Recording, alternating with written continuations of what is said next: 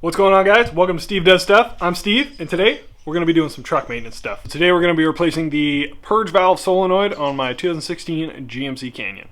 So the reason I'm replacing this is because I believe it was about last week, I pulled up to a stoplight and my truck just stalled, turned off.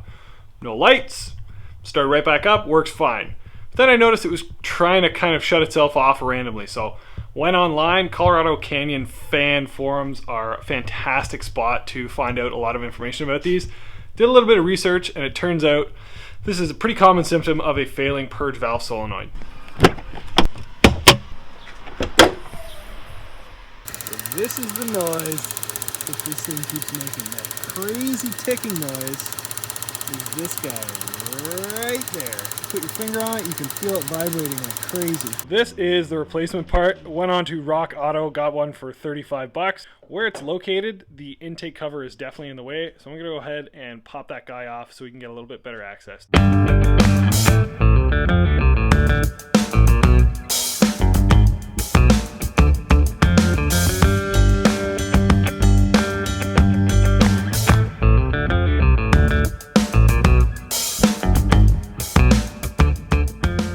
So now that the gigantic intake cover is off, purge valve solenoid is located right down here.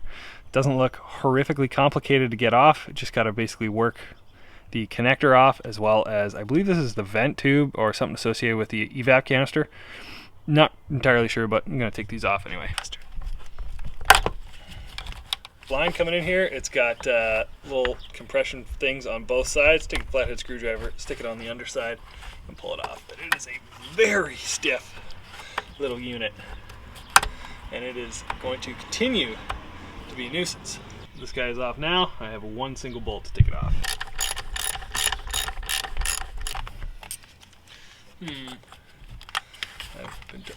Just like that.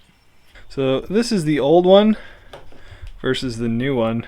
I didn't end up getting a Bosch one only because it wasn't an option. Whether or not that comes back to kind of bite me in the ass, we're gonna find out. But so apparently when these fail, there's a diaphragm in them that stops them from sucking vapors in when the solenoid is closed or opened or not working.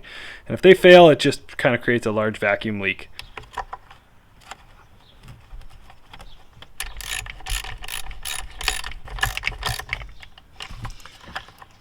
Just a little boop.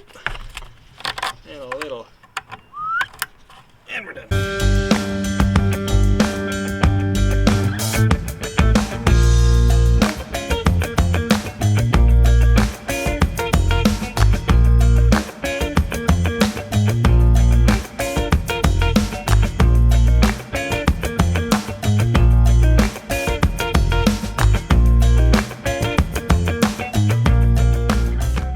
Got this guy changed, put it all back together.